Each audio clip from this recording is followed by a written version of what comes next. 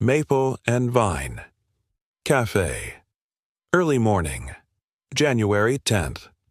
It happened just before sunrise. The crash of metal on tile, the scatter of ceramic shards, and a half-burnt scent of cinnamon filled the cafe like a fire alarm.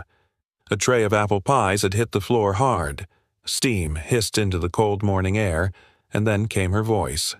Sharp, cutting, unforgiving, wonderful. That's what I needed today. A floor full of sugar and stupidity. Chatter stopped. Spoons froze mid-air. Even the ceiling fan seemed to hesitate. At table number 3, the old woman with silver hair and storm-gray eyes tightened her scarf as if bracing for another kind of cold. Her name was Maggie. She came every Tuesday and Friday, always sat at the same table, always ordered the same pie, and always carried a mood that could slice marble. No one approached her. Ever. Except one man. From behind the swinging service door near the back, Evan Cole stepped forward, tall, steady, with boots that echoed softly against the tile. His dark navy shirt still bore a faint bleach stain near the collar. Facilities, services.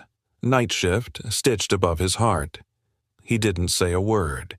He just bent down and began cleaning up the mess. Bare hands, careful grip, quiet heart. He worked like someone who had done this 1,000 times. Because he had. From behind the counter, Sam, the young barista, winced. Shoot, that tray was still hot. You okay, man? Evan gave a small shrug, eyes still on the shattered mess. Won't be the worst burn I've had this week. A few customers chuckled nervously. But Maggie didn't move. She just stared at him, arms folded, her pie now a pile of ruined slices and heat. When Evan finished gathering the last of the ceramic, he wiped the floor slowly with a cloth pulled from his back pocket. Then he looked up at her calm, unbothered, like her anger was just another spill to mop. "I'll bring you another slice," he said, voice soft but sure. Hotter than this one. Maggie blinked. Her scowl stayed, but something in her jaw relaxed. Evan stood, walked to the counter, pulled out his wallet, and paid for the pie himself. "Don't put it on the tab," he said to Sam. "It's from me." He returned to table 3 and placed the new slice gently on the table, steam rising like a little offering to the morning. "On the house," he said. "Well, my house, technically." The corner of Maggie's mouth twitched, a wince. A ghost of something that might have been a smile if it hadn't been buried for years. The moment passed. She picked up her fork, took a slow bite. Outside, the gray January light had begun to filter through the condensation-frosted windows. Just past 6:45 a.m. and the sky still looked like dusk. Rain drizzled lightly on the sidewalk, tapping against the glass like a tired metronome. Evan turned to leave, but paused by the door. Something caught his eye, wedged near the frame, half-soaked from the rain. A sheet of paper, thin, bleeding ink. He tugged it free and gave it a once-over. Notice of sale. Pending review, Maple and Vine Cafe. Proposal to terminate lease effective Q2. His jaw clenched. He folded it in half and slipped it into his jacket without a word. Then he walked to the back closet where he kept his gear, his mop, his tools, his half-limp folding chair. Sometimes when his daughter Maisie was with him before school, they'd sit there and share a muffin in silence. The cafe's quiet rhythm returned. Dishes clinked, milk steamed, conversations restarted. At just past 7, Azur Su, Evan peeked again toward table 3. Maggie hadn't left. She was still sitting there, hands wrapped around the plate like it was a cup of warmth. She wasn't smiling, but the furrow between her brows had softened. For the first time in weeks, her breathing looked steady. He checked his watch. If he hurried, he'd make it home in time to walk Maisie to the corner for the school bus. But something tugged at him. A sense of unfinished work. He stepped back toward the counter and slid a $10 bill toward Sam. "For tomorrow," he said. Sam tilted his head. "Another slice for the old lady?" Evan nodded. "Just in case she comes back." The bell above the door jingled softly as he stepped out into the drizzle, coffee in hand boots soaking up the puddles like sponges. He didn't look back this time. But inside, Table 3 now held more than just pie. It held a question, a whisper of something like care, and somewhere far above their heads a security camera blinked silently, a small red light flashing inside the ceiling. Watching, recording, remembering. The smell of cinnamon arrived before the door even opened. It was the kind of scent that wrapped itself around the morning like a blanket, sweet, earthy familiar. The cafe was still quiet, a soft jazz melody drifting from the corner speaker. Outside, frost clung to the windows, turning the world a shade paler. Just after the usual rush of deliveries, Evan Cole stood behind the counter carefully plating a slice of apple pie. He didn't rush. He never did. With practiced calm, he used a butter knife to gently cut the slice into 6 smaller pieces, just enough for someone with trembling hands to manage without dropping a bite. Behind him, Sam poured the first batch of brewed coffee and asked, "She's here again?" Evan nodded. "Third time this week. She ever say why she keeps coming back?" He gave a quiet shrug. "Some people don't need a reason, they just need a place." At that moment, the bell above the door gave its signature chime. Maggie stepped in with slow, deliberate steps, her heavy coat still buttoned all the way up despite the heater humming above her. She paused at the entrance, scanning the room with tired, expectant eyes before moving wordlessly toward Table 3, like always. Evan met her there, setting down the warmed plate in front of the empty chair. He offered a soft nod toward the pie. "Cut smaller today," he said. "So, it doesn't fight back." She didn't laugh, but she sat down, and somehow that felt like a win. She stared at the pie, not touching it yet, as if waiting for something or someone. Evan turned to leave, but her voice, soft and unsure, stopped him. "Is he coming?" He turned back. "Who Maggie didn't look up?" "My husband. He used to meet me here. Tuesdays. I was always late. He never minded." Evan rested a hand on the back of the chair across from her. "I don't know, ma'am," he said gently, "but just in case he motioned to the empty seat, we saved it." Maggie glanced at the chair, her fingers brushing the edge of the table. "He always said the pie tasted like the holidays," she murmured, "even in July." Evan smiled faintly. "Then I'll make sure the cinnamon's strong." A little while later, the quiet rhythm of the cafe shifted as tiny footsteps pattered across the floor. Maisie had just arrived, bundled in her purple coat, with her oversized backpack bobbing behind her. 6 years old, bright-eyed, and already carrying a folded piece of paper in both hands like a sacred offering. "Daddy," she whispered, tugging at Evan's sleeve. "Can I give it to her now?" He looked down, then over at Maggie, still staring at the pie untouched. "You sure she won't be mad?" he asked. Maisie nodded solemnly. "It's a kindness picture. Miss Ray says everyone needs one." And before he could say another word, Maisie made her way to Table 3 with quiet purpose. "Hi," she said softly. Maggie looked up, startled. Her eyes scanned the little girl, then the paper she held out. "I made this," Maisie explained. "It's you, with the pie, and the table. I don't know your name, but you look like someone who remembers things." Maggie blinked. Her hand moved slow and cautious, as if reaching for something fragile. She took the drawing as if it might vanish the moment she touched it. The crayon lines were messy but unmistakable: an old woman, a slice of pie, a round table by a window, and a smiling girl handing her something warm. The silence stretched long enough for Evan to hold his breath. Then, just barely, Maggie smiled. Not the kind of smile you'd see on a holiday card, just a small curve of the lips. Gentle, earned. Maisie grinned. "I hope you like it. You're important."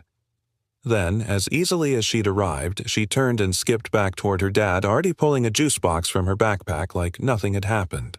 Maggie stared at the drawing a moment longer, then set it gently beside her pie. Her hand trembled, but it rested still. Evan returned with a clean napkin, placing it beside her hand. "She's got a soft heart," he said. Maggie nodded slowly. "She's got a warm one." And for the first time since the burning tray incident, Maggie lifted her fork without hesitation. One bite, then another. The scent of cinnamon lifted into the air, filling the space between them like a memory. By the time the cafe had begun to fill with its usual early birds and the light through the windows had shifted from gray to gold, Evan found himself back behind the counter. Sam leaned in and lowered his voice. "You hear anything about the notice?" Evan looked up alert. "What notice?" "One of the delivery guys said the building's getting appraised," Sam muttered. "Said it's already listed. They might be selling this place." Evan's hand stilled over the stack of clean plates. "Selling Maple and Vine." Sam nodded, eyes scanning the room. "Looks like it. Whole block's under review. Developers are sniffing around." Evan's eyes drifted to table 3. Maggie was folding the drawing slow and careful like it was worth more than the pie. She tucked it into her coat pocket with a kind of reverence. Her fingers lingered there, holding it. Holding on. Evan turned back to Sam, his voice low but firm.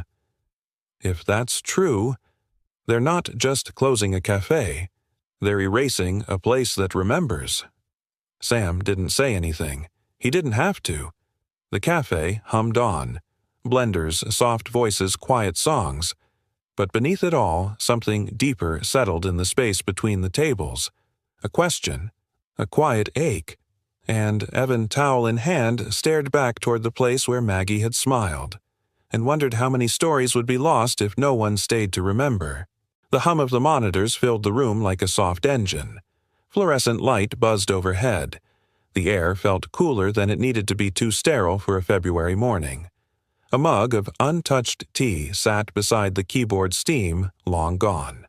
Olivia Hart didn't touch it. She sat in front of the central control station of the Hart Property Holdings Surveillance Hub, what her team called the glass box. 10 screens in a row, quiet feeds from multiple properties across the city. Cafes, courtyards, hallways, loading docks.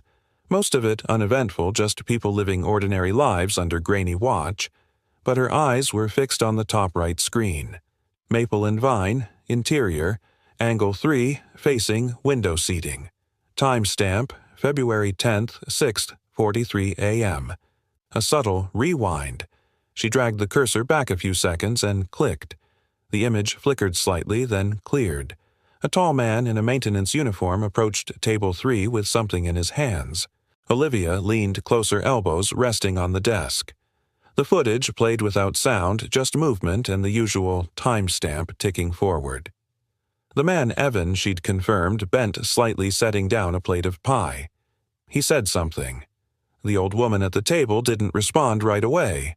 But then, she did. A blink, a lift of the fork, and there it was. A smile. Brief, barely more than a flicker, but real. Olivia's hand hovered near her face, not quite touching her cheek, her breath hitching just slightly. It had been a long time since she'd seen her mother smile like that. Even longer since she'd seen it without force, without prompting, without performance. The camera, positioned high and angled just enough, had captured something neither scripted nor seen before, kindness exchanged between two strangers. And Maggie Hart, her brilliant, bitter, stubborn mother, had smiled because of it. Olivia clicked pause.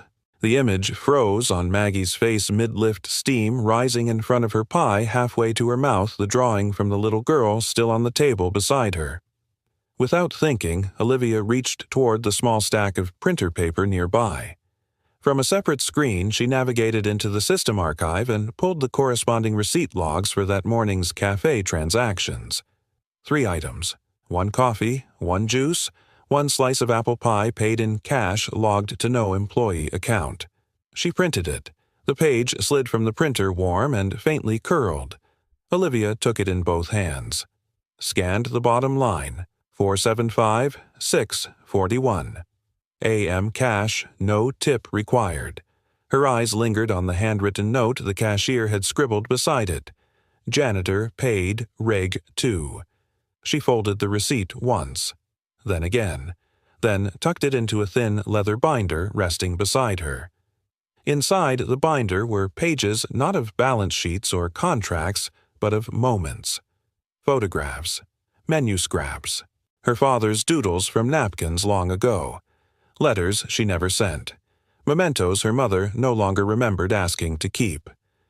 Olivia slid the receipt beneath a clipping of a restaurant review from 1987, the first time Maple and Vine had made the paper.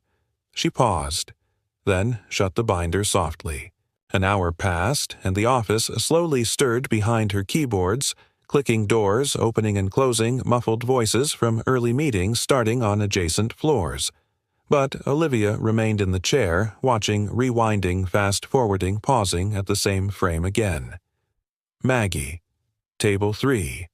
That small, hard-won smile. A manager knocked lightly on the glass. Olivia turned, nodded once, then returned her gaze to the paused feed. In that moment, she wasn't CEO. She was a daughter, watching her mother become human again for just a second. She hit play one last time.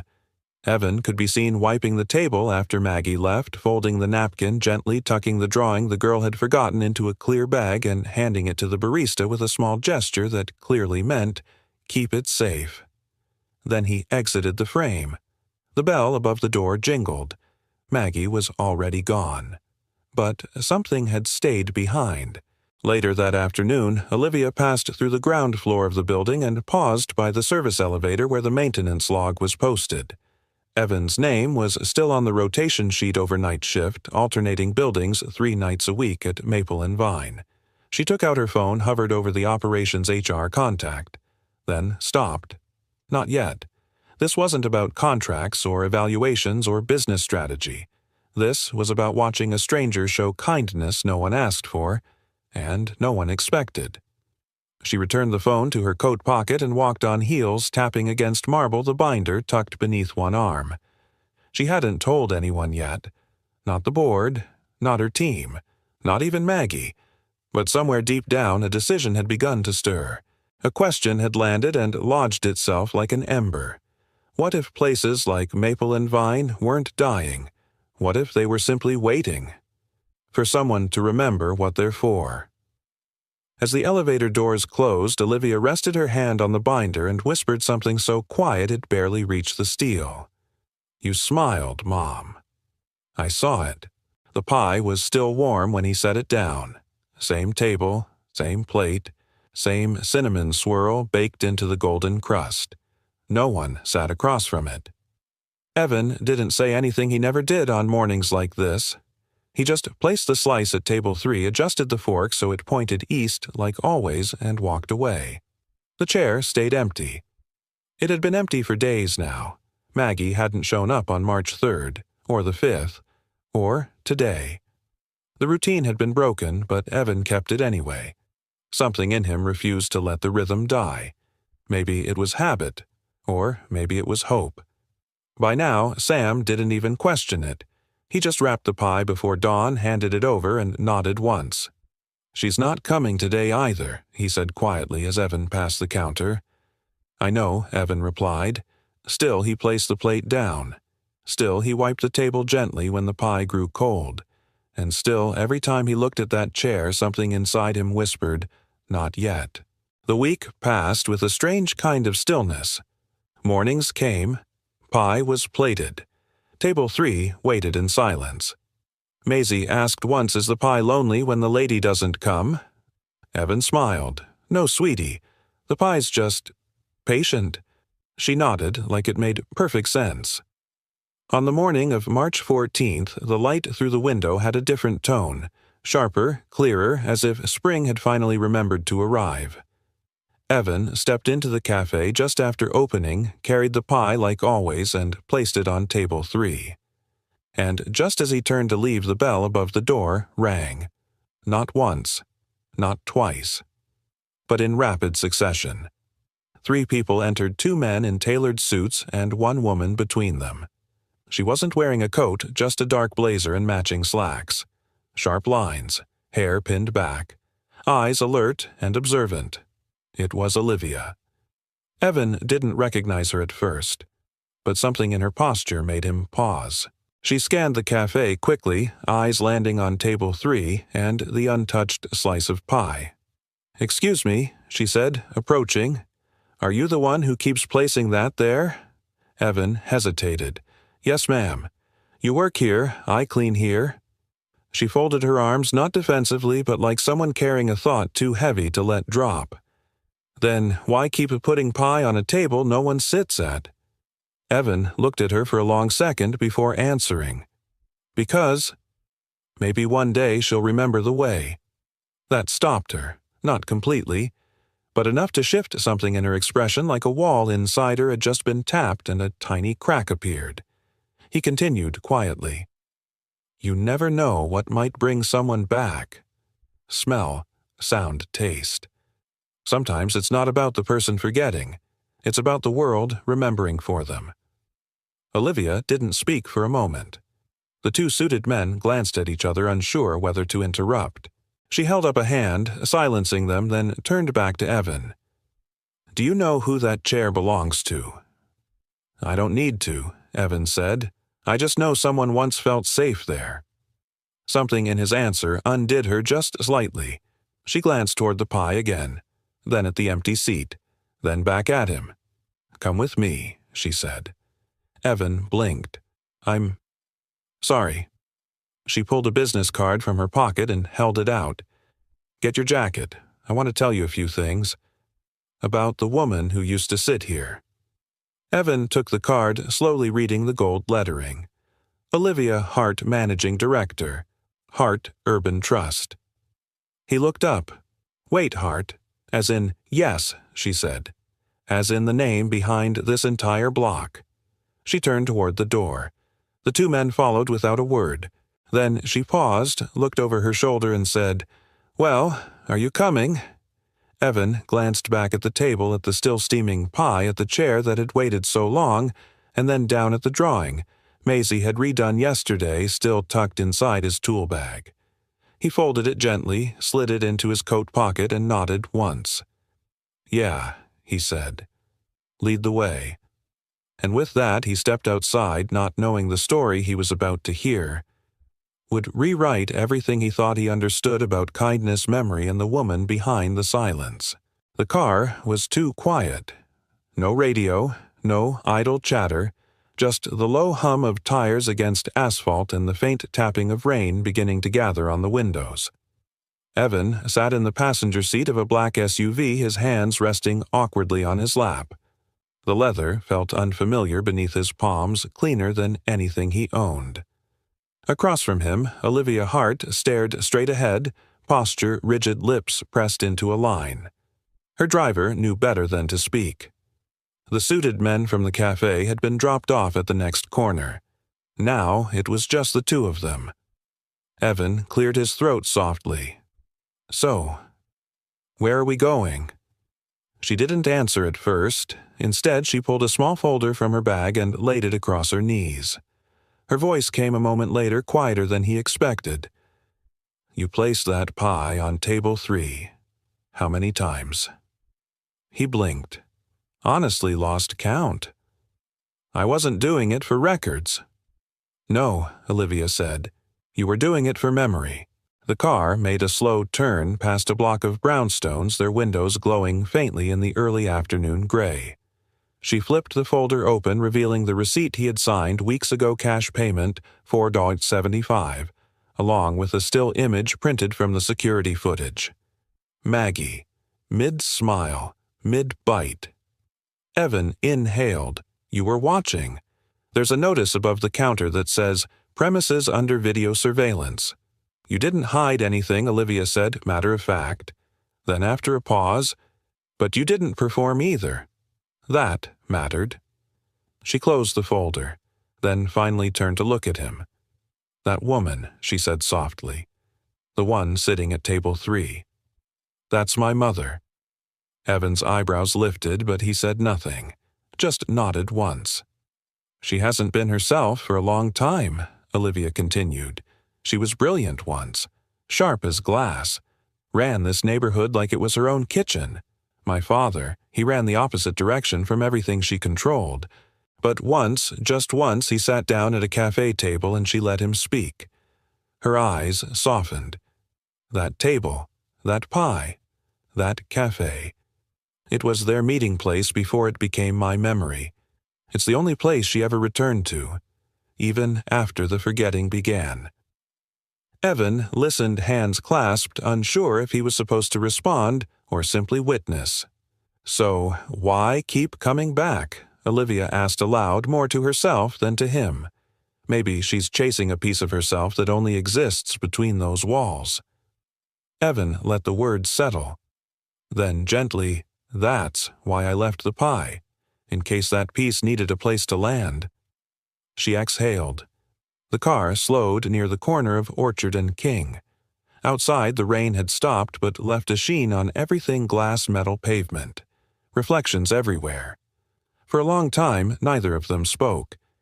Then Olivia said the one thing that broke the silence in two. "Do you want your daughter to grow up in the dark? Like you did?" The question didn't come out harshly. It wasn't cruel, but it landed in Evan's chest like a small, quiet explosion. He turned his head slightly, eyes fixed on the waterline streaking down the passenger window. His sleeve caught his attention, an old, stubborn smudge of paint just above the wrist. From a job months ago. Or maybe a year. He didn't remember. But he remembered why it stayed. He stared at it. Then, barely audible, he murmured, "I just want her to see the good things I couldn't hold on to for myself." His voice cracked not from weakness but from honesty, from the weight of things never said. Olivia didn't flinch. She reached into her bag again, this time pulling a single-page proposal typed neatly but clearly written by someone who understood more than budgets. It read, "Heart Urban Trust Community Renewal Initiative seeking compassionate hands to bring warmth back to forgotten places." She handed it to him without ceremony. "We're starting a program pilot phase, bringing heat meals, music, and humanity back to old community kitchens, nursing homes, rec rooms, places that used to mean something before they were left behind." Evan ran his finger over the paper, careful not to smudge the ink. "We need someone who's seen both sides," Olivia said. "Someone who knows what it's like to be ignored and still choose kindness." He swallowed. "You want me to lead something, I want you to show up. The way you did for my mother. For strangers. For no recognition. Just show up." He didn't answer right away. Instead, he reached into his coat pocket and pulled out a folded drawing, Maisie's newest one. Maggie, Evan, Olivia, and Maisie. 4 figures holding hands outside a building marked with a heart. He stared at it for a moment, then looked back at Olivia, and nodded. Not with words, not with bravado. Just a slow, steady nod, like someone lighting a candle quietly, reverently at the start of a long night. The first room smelled like boiled carrots and floor wax. That's what Evan remembered most. Not the welcome banner someone had half-taped to the peeling wall, not the dim, fluorescent lights that flickered every 3rd minute, not even the metal trays lined up on folding tables like a tired assembly line. No, it was the carrots. And wax. He stood near the back door of the old community center on 86th Street, sleeves rolled apron tied over his usual work shirt. It still had the faint bleach stain on the collar, a quiet badge of who he used to be. An elderly man shuffled past with a walker, nodding as he moved toward the line. Evan offered a gentle morning sir and stepped forward to help adjust the tray height on the table so the man wouldn't have to bend. No big speech, no grand entrance, just showing up like Olivia had asked. And something about that felt right. The program had no name yet, just a purpose: bring warmth, literal and emotional, back to forgotten rooms in forgotten corners of the city. The first 2 weeks were soft rollouts. Evan shadowed the site coordinators, prepped food, served plates, wiped tables, hauled boxes. But he didn't just serve. He listened. To a woman named Mrs. Chan who once taught 4th grade and still recited her students' names like a prayer. To a former doorman named Ray who hadn't spoken much in months until Evan noticed his cufflinks and said, "Those look like they've held 1,000 doors." to Marisol, who never ate the potatoes but always asked for extra gravy because it smells like home. Somehow, Evan remembered every name, every story. He began carrying a small notebook, just a pocket-sized one, nothing fancy. At the end of every shift, he'd sit in the supply closet or on a cracked bench outside and scribble a line or two. Mrs. Chan likes jasmine tea and stories about dogs. Ray played Sinatra when no one was looking. Marisol cried when the gravy reminded her of Christmas. He never said what the notebook was for, but he kept it close. By the third week, people had started to notice. "Hey, Cole," a volunteer called from behind a tray of steaming rolls one Thursday. "You know, we track attendance, right? Yours has magic. Numbers go up when you're here." Someone else chimed in. "You're not a janitor anymore, man. You're like a community whisperer." Evan just smiled, shaking his head. "As long as people stay longer than their tray time, I'm good." One of the interns laughed. "Your secret warm pie." "No," Evan said, tapping his chest lightly. "Warm ears. And that was the thing. He didn't fix people. He didn't preach or counsel. He just held space. And that made him rare." On April the 20th, while wiping down the counter in the kitchen of the Columbus Avenue Center, Evan overheard two sight leads talking near the doorway. "You hear about the building review on Orchard 1 said. The cafe spot." "Yeah. Word is there's a big meeting next month. Gonna decide the whole block's future." Evan's cloth stilled mid-wipe, maple and vine. He hadn't been back since the day Olivia asked him to ride with her. He hadn't needed to. That part of the story had felt paused, or maybe preserved. But now, it stirred again. He folded the cloth slowly, placed it on the edge of the sink, and stepped out into the side hall. Pulling out his notebook, he flipped past the scribbled lines and names and landed on one entry from weeks ago: Maggie, Table 3, apple pie, cinnamon steam, a chair that remembers.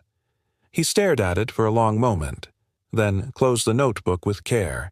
Something was shifting, not just in his schedule, or his title, but in the city itself. And he had a feeling. The next time he walked back through the door of that cafe, the chair might not be empty, but the stakes would be far higher than just pie. The hallway to room 214 smelled of antiseptic and artificial flowers, the kind that try too hard to be cheerful, the kind that never quite cover up the scent of time passing. Evan walked slowly, Maisie's hand wrapped tightly in his. Her little sneakers squeaked every few steps against the polished linoleum. In her other hand, she clutched a small paper bag stapled shut with a faint cinnamon scent slipping through. At the end of the hall, a nurse adjusted her clipboard and smiled gently.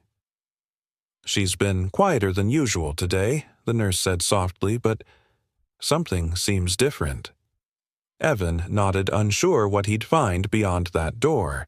He had only seen Maggie Hart in the cafe, fierce, guarded, full of fire and absence. But here in this place where memory flickered like a faulty bulb, he wasn't sure what version of her waited.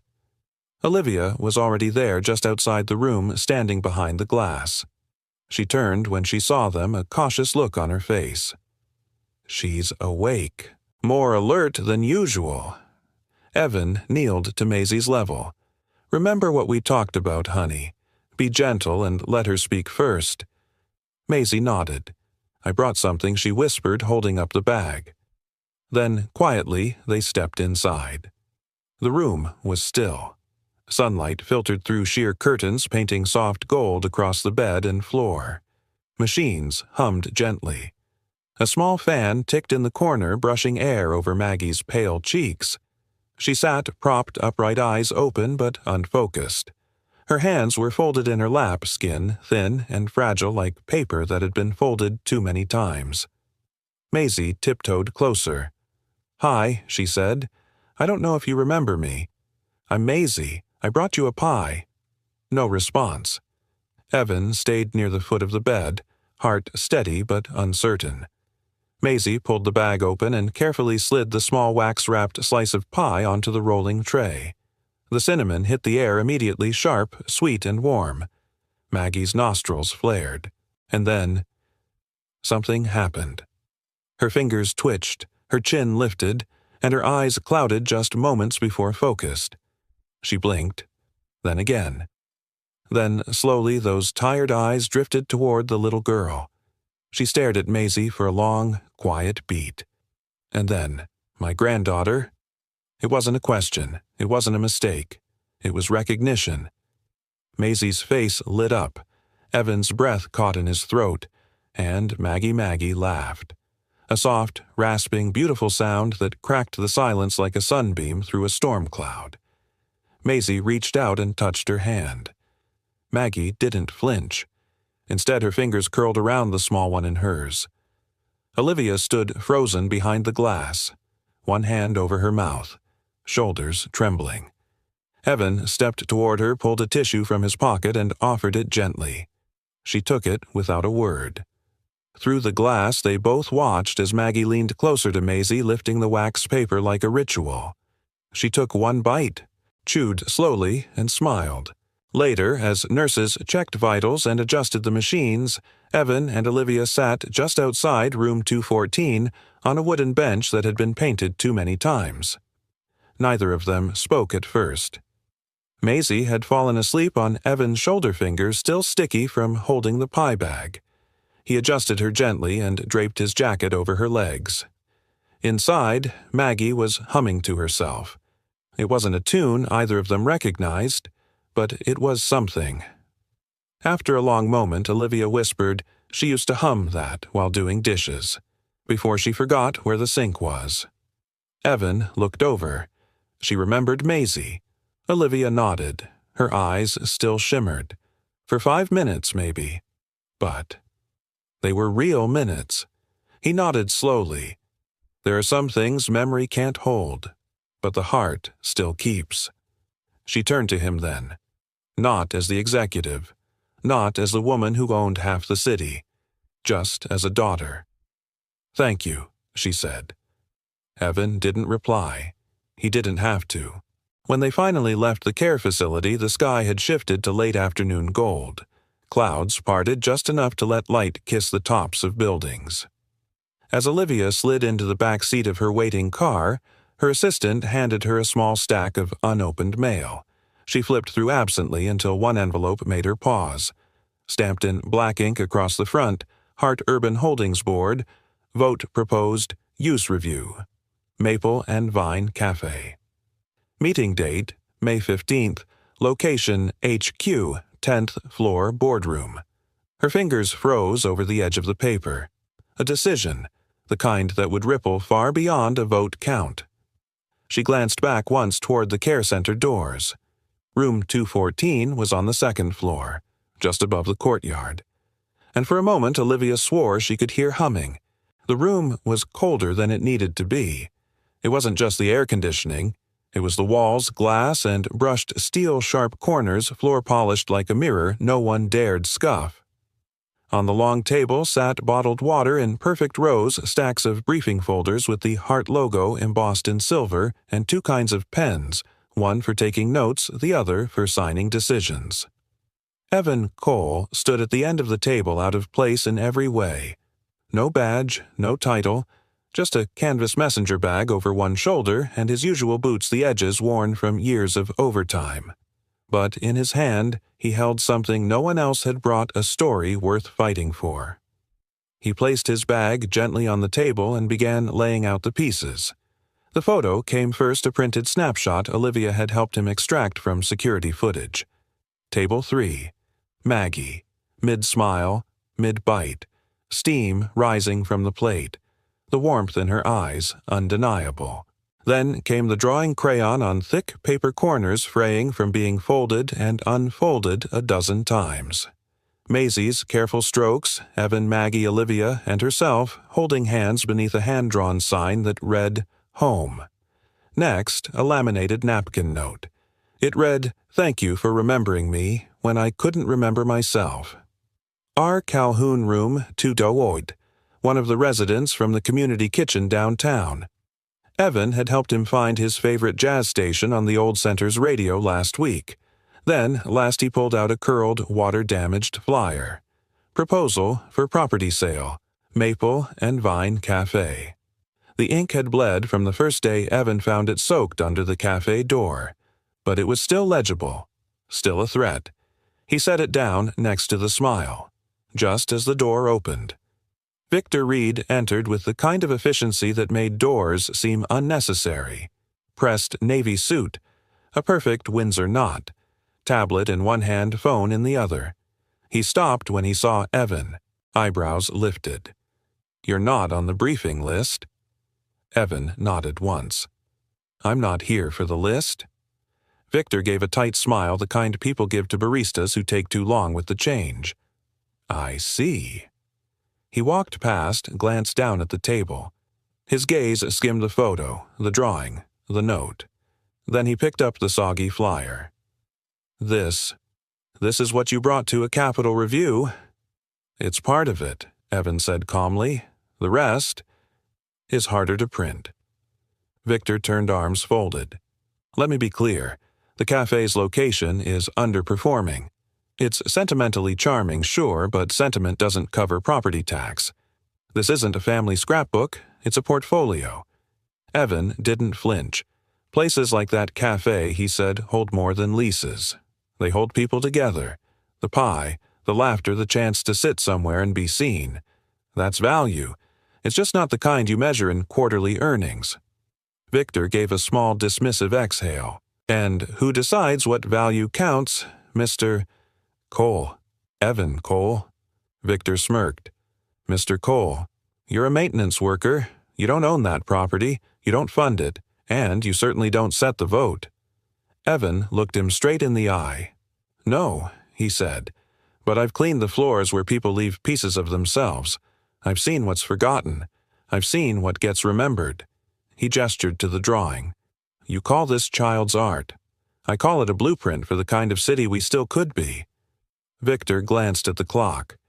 "The board convenes in 5 days. We'll be deciding the cafe's future based on projections and land use studies, not crayon." He started for the door, then paused.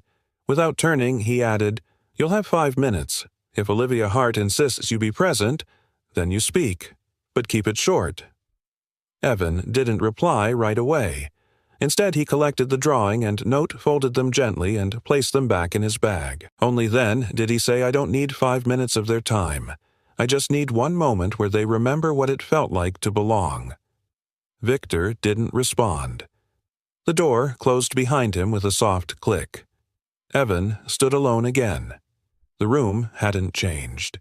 Same cold table, same bottled water, same indifferent skyline through the window. But something in the air felt different now. Not warmer, not safer, but ready. He took one last look at the photo of Maggie caught mid-smile at a place no spreadsheet could replicate, and whispered under his breath, "Let the building speak. I'll just carry its voice." The room was built for silence. Not comfort, not warmth. Silence. The boardroom of Hart Urban Holdings had no soft edges, just glass stone and power. 12 leather chairs lined a sleek obsidian table. A digital screen glowed at the far end, already queued with revenue projections and property appraisals. The skyline behind it glittered with late-morning sun. And in the middle of it all, Evan Cole stood, in his only button-down shirt. No blazer, no title, no notes. Just a folded piece of paper in his pocket and a story in his chest. Around the room, board members murmured in low voices. Suits rustled. Tablets clicked. Olivia sat 3 chairs from the center, her face calm but unreadable. Victor was at the head of the table, tapping his pen in rhythm with the clock. Next item, he said, Proposal 7B, Maple and Vine Cafe, Orchard Street property. Redevelopment on the table. Final vote pending. He glanced toward Olivia, who nodded. Then, reluctantly, Victor gestured to Evan. "Mr. Cole, you've been granted 5 minutes. You represent community interest. Please proceed." Evan stepped forward, cleared his throat once, and began. "I'm not used to speaking in rooms like this," he said. "I usually mop them." A faint chuckle from the far corner. Quickly swallowed. Evan continued. "I don't have a presentation. I brought something else." He reached into his pocket and pulled out a photograph. It was slightly bent at the corners from being carried so long. He held it up. "This is Maggie. A few months ago she came to Maple and Vine every Tuesday. Same seat, table 3. She didn't talk much. Most people didn't talk to her." He paused, scanning the room. No one looked away. "One morning, the pie she always ordered hit the floor. Hot, sticky mess. She barked. I cleaned it up, and I brought her a new slice. Not because it was my job, but because that table meant something." He placed the photo down on the table gently. Maggie's memory isn't what it used to be, but something about that pie, about that cafe, held her. Even as the rest of the world faded, she found her way back there. He took out another item. Maisie's drawing. She's 6. This is what she remembers. An old woman, a warm plate, and 4 people holding hands under a sign that says, "Home." That cafe is one of the last places in the city that still feels like that. The room stayed quiet. Victor shifted slightly. "And your point, Mr. Cole?" Evan looked directly at him. "My point is this. When you sell that cafe, you don't just lose real estate. You erase a place where memory survives, where people who have nothing left to hold on to still hold on to something." He stepped forward now. Just a little. "The numbers will tell you it's inefficient, outdated, replaceable. But so is a family photo if you think about it long enough." He let that land, then said softly, "Don't ask a whole city to forget, just because a piece of paper says it's time to move on." A hush fell. Even the projector fan seemed to pause. Across the table, an elderly board member, white hair, bow tie, hands clasped, nodded slowly. Then, in a voice that cracked with age but rang with certainty, he said, "My wife hasn't remembered my name in 5 years. But every Thursday, she still asks for the blueberry muffins from the bakery we used to walk past. She remembers that smell." He looked around the table. "I vote we keep the cafe." Silence. Then a ripple of murmurs. A pause. A moment. Victor leaned back, sighing through his nose. Temporary preservation is on the table. 45-day pilot. Community use review. Olivia spoke finally. "Let's call it Phase 1, she said. Memory cafe. If it fails, we revisit." Victor glanced around. No objections. Motion passed. Evan exhaled but didn't smile. Not yet. It wasn't over, but something had cracked. A wedge of light in a locked room. As the board moved on to the next agenda item, Evan gathered his belongings. He didn't notice Olivia watching him. Not until she spoke quietly after he turned to go. "That thing you did. The way you spoke. You didn't sound like someone who didn't belong here." He turned back, surprised. She didn't smile exactly, but the look in her eyes, open, unguarded, said more than words. She wasn't defending anything anymore. She was listening. And for the first time in weeks, Evan felt like something was beginning, not ending. There's a kind of silence that isn't empty. It hums quietly between people. Not the absence of words, but the presence of understanding. That was the space Olivia and Evan found themselves in after the vote. Not friends, not colleagues, not quite anything yet. But something had shifted. It began with Olivia's email the next morning. Subject line: Administrative adjustment. Community liaison. Oversight, inside a single sentence, to prevent any appearance of impropriety or bias. Mr. Evan Cole will now report to the Community Programs team under Sophia Mendoza, effective immediately. No explanation, no pleasantries. Just a clean, professional gesture, transparent above board. She had even CC'd her executive team. Evan read it twice, then nodded to himself. Clear lines, open air. That afternoon, Olivia bumped into him in the elevator. "I wanted it to be above board," she said without preamble. "I know," Evan replied. "It is." They stood in the small space, shoulders barely inches apart, both facing the door.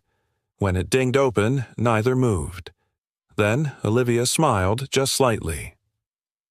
Dinner. Evan looked over. with press releases or without. She laughed a real one, soft and unscripted, strictly off the record. They chose a place with no reservations, no dress code, no valet. A hole-in-the-wall Italian place in the East Village with dim lights, warm bread, and too many framed photos of customers long gone. It smelled of basil and history. They sat by the window, not across from each other, next to each other. It felt easier that way.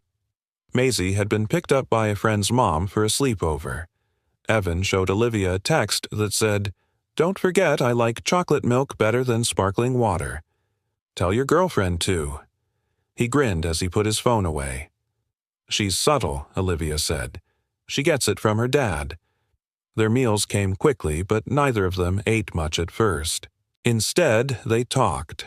About Maggie, about Maisie, about the cafe, and then, slowly, about loss. Evan spoke first.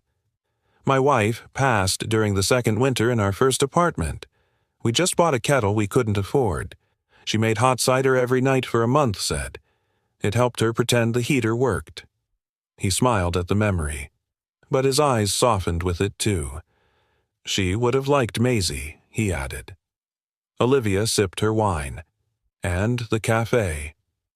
She would have called it a little miracle, the kind you walk past if you're not paying attention." He looked at Olivia. "You didn't walk past." She didn't answer right away. Instead, she folded her napkin once, twice, then said, "I'm good at deals, at pressure. I know how to fight for numbers, push for land, lobby for outcomes." Evan waited. She looked up. "But when it comes to people, when it comes to letting someone in, I negotiate myself out of it every time." He didn't interrupt her. The restaurant buzzed around them, glasses, clinking laughter echoing from a back table, but between them it stayed quiet. Comfortably so. Then Olivia said, barely above a whisper, "I'm great at building walls. Not so great at living inside them." Evan reached into his pocket, pulled out his little notebook. He flipped through a few pages, then stopped. "Read something aloud, Ray, from the Columbus kitchen," he said. "Every night I sit in the dark. Not because I have to, but because sometimes shadows are easier than facing the dust I never cleaned." He closed the notebook, then looked at her, his voice steady. "I'm not rich in light, Olivia, but I've got enough to hang a lamp." Her eyes softened just barely. Then, almost shyly, she said, "Then maybe I can help wire the rest." The words hung in the space between them like a hand extended in the dark. They didn't toast. They didn't kiss. But as they stood outside afterward, the breeze catching Olivia's hair and Evan rubbing the back of his neck in that quiet, unsure way, she reached for his hand. He let her. Their fingers met. No rush, no script, just a quiet touch like someone placing a bookmark in a story worth continuing. They both smiled, lightly, like the first breeze of summer. The rain had stopped just before dawn. By the time the sun broke over the rooftops of Hart Street, the cafe windows glowed gold with the promise of something returning, not quite new, not quite old, just remembered. Inside, the tables had been polished. The wallpaper had been left exactly as it was, faded floral and familiar.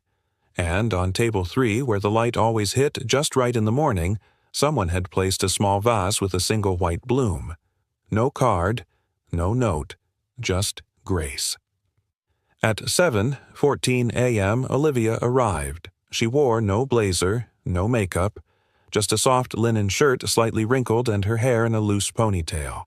Her heels clicked softly on the tiles as she stepped inside, breathing in the scent she didn't know she missed until that very moment. Cinnamon. Warm. Clean. Real. The bell over the door jingled behind her. Maisie came in right after backpack bouncing paper clutched tightly in hand. "I made something," the little girl said. Olivia knelt beside her. Maisie gently unfolded the drawing and placed it flat on the polished wood of table 3. Crayons on printer paper. Nothing fancy.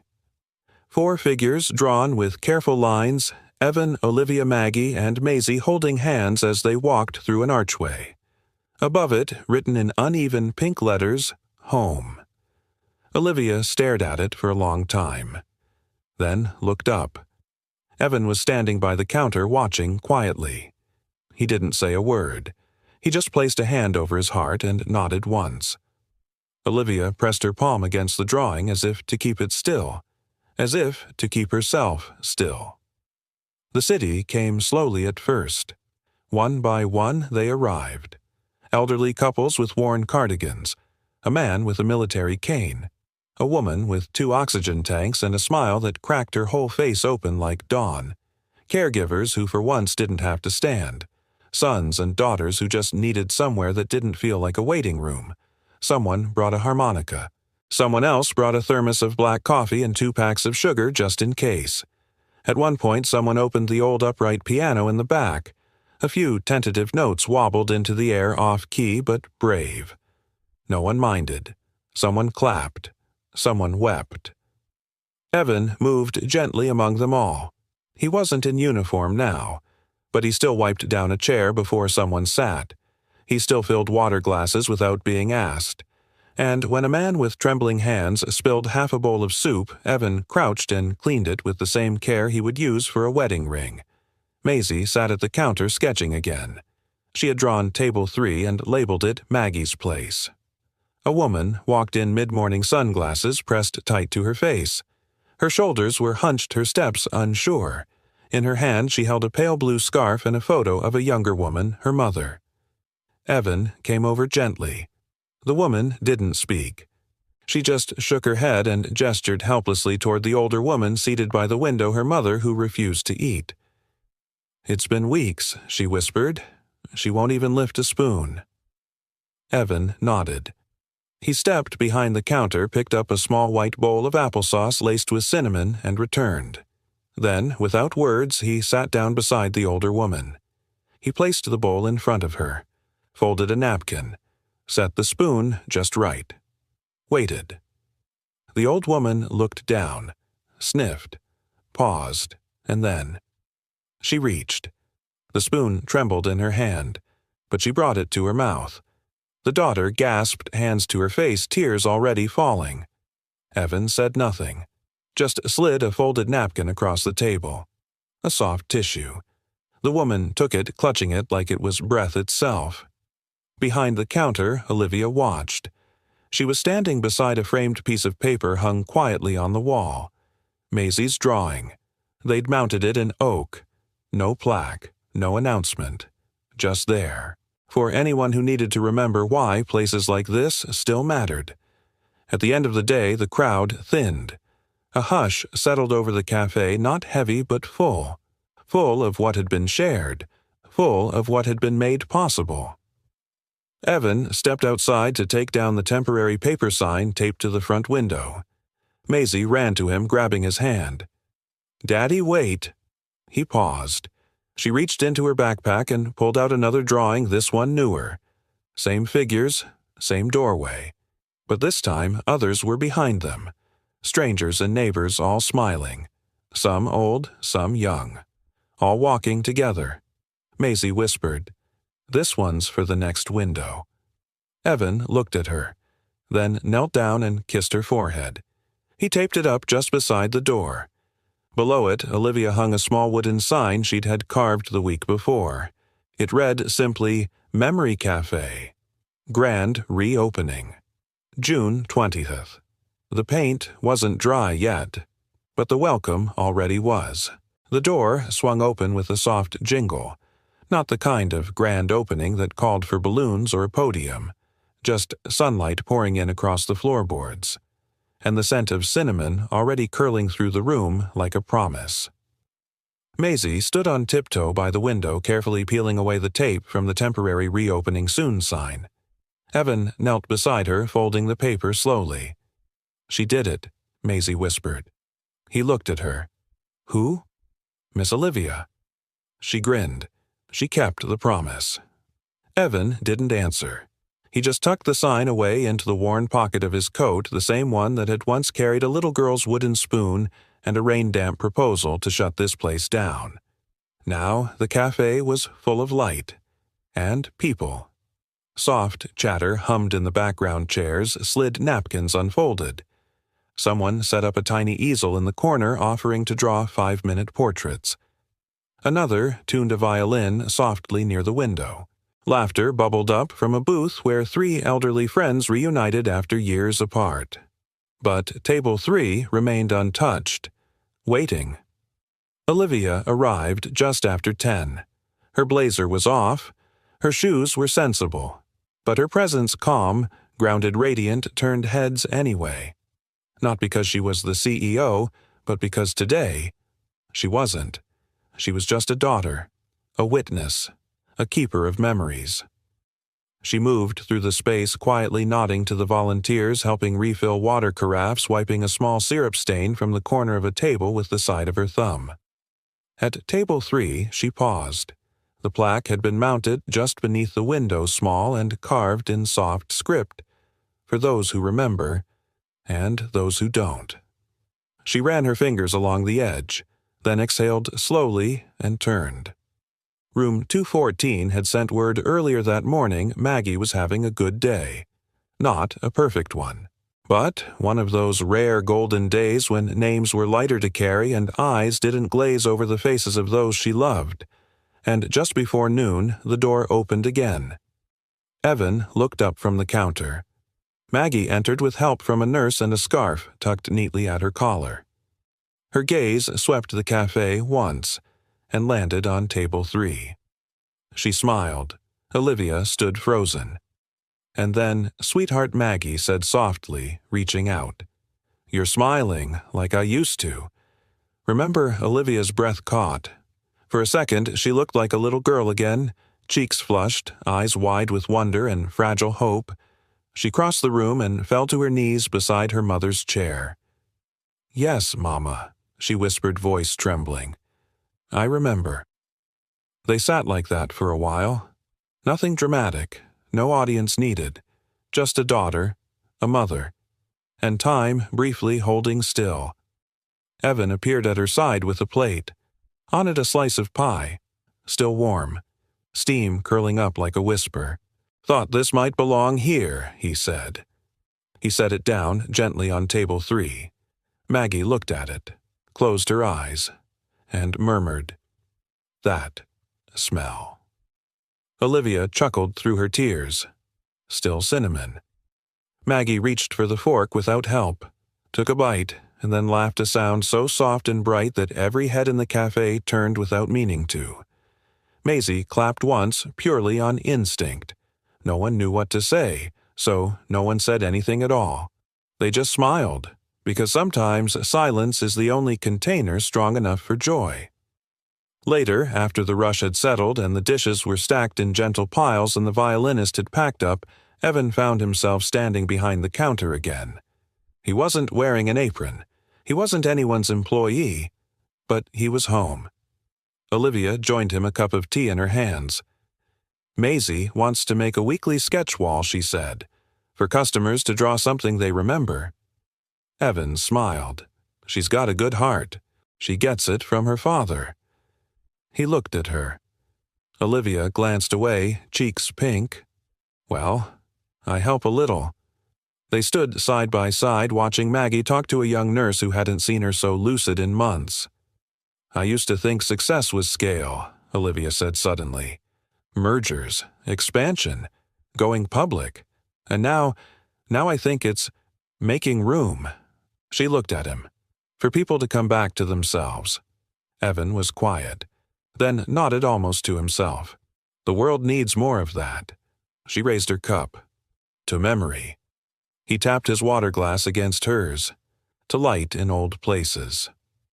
At the front door, just as the last guest stepped out, someone hung a new sign below the hours of operation.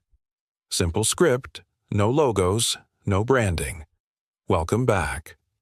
And beneath it, in smaller letters, "We're still here." Because they were. No one talked about profit margins or future grants or who owned what, because this wasn't about titles anymore. Just 3 people, a child, and a memory that didn't fade. It had been made visible, kept alive, set on a table for others to taste. After 45 days, the cafe remained open to the community. Other formalities would follow. What mattered most was this: the doors had opened. Sometimes the kindest places are not the grandest.